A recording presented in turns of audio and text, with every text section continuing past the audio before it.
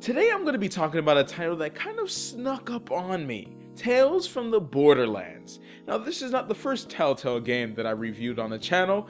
They also did CSI, which they didn't quite harness their power yet back then. For those who don't know, I am a fan of the Telltale Walking Dead series.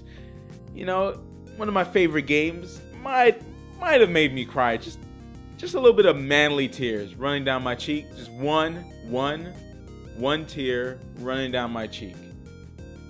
One. I haven't reviewed the game because it's hard to find a way to not show too much of the game, because most of the game is choices and story. It's like a graphic novel, and I feel like I might spoil just too much during the review. So I guess you're gonna be seeing more, you know, semi-black dude than gameplay.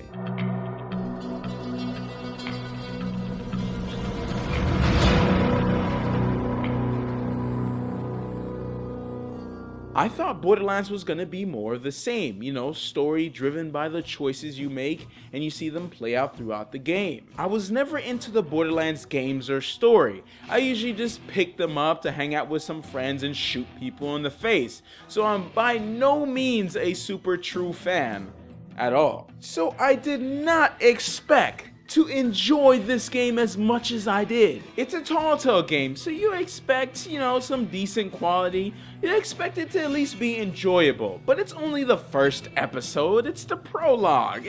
It's introducing characters. That stuff is usually boring. No. Even when I was playing The Walking Dead, I was okay with waiting for all the episodes to come out so I can just marathon them all. But not in this one. This one I have to play each game. And I think it's because Borderlands is a different type of flavor of story.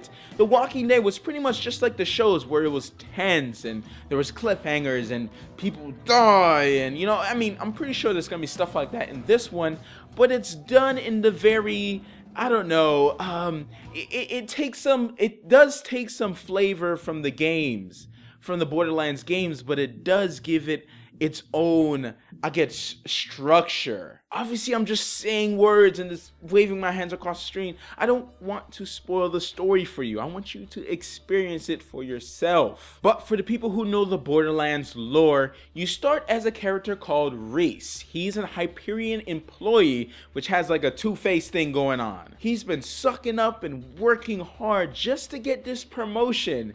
And when he's about to get it, some stuff happens. Spoilers. Things start to slowly go out of control. Now, I'm not saying that this has the most unique, original, brilliant story. No, that's not what I'm saying, okay? This is probably going to be some of the same stuff that you've seen before. But what I'm saying is I enjoyed the wild ride it put me on. All right, let me calm down a little bit. Let me put on my cynical hat, okay? Okay? All right, cynical hat is on.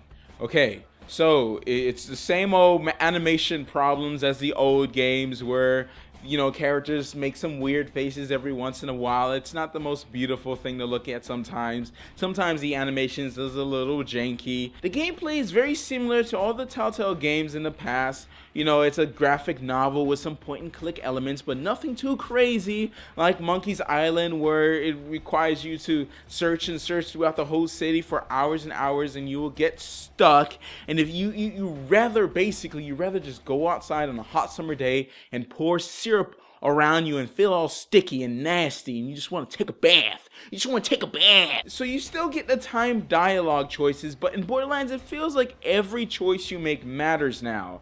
You know, with the consistent, oh, he will remember this.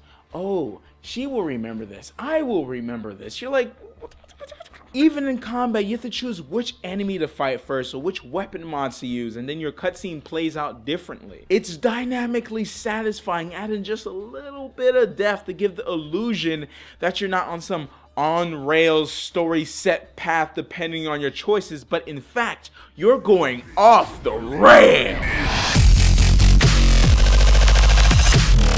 Spoilers. A couple things that bring this together is the voice acting and the music. You got my boy Troy Baker out here. He seemed like he gets no sleep because homeboy is in everything. And I'm not gonna tell you where, but Patrick Warburton is in here, and I was like, is that It's a Brock Sampson right there. Anyways, a ton of voice acting talent here and memorable music to the point that I sat there and listened to the credit music instead of skipping it like everyone else does. I haven't done that since the Portal games. And there's this song in the prologue.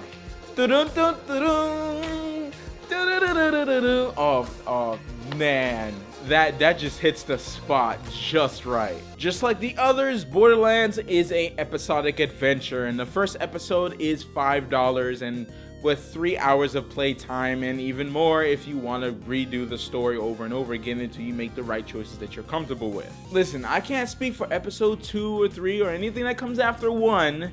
I just know that episode 1 is fantastic and it's going to be enjoyable. It's going to be enjoyable. If you like Telltale games, you're probably going to like this one. That's all I got to say. You know what I'm saying? Drop the mic. Drop the mic if I had one. I should drop. Nah, I ain't going to drop that mic. That mic is too expensive. $5. That's like a Happy Meal at Mickey D's, homie. Ain't worth it.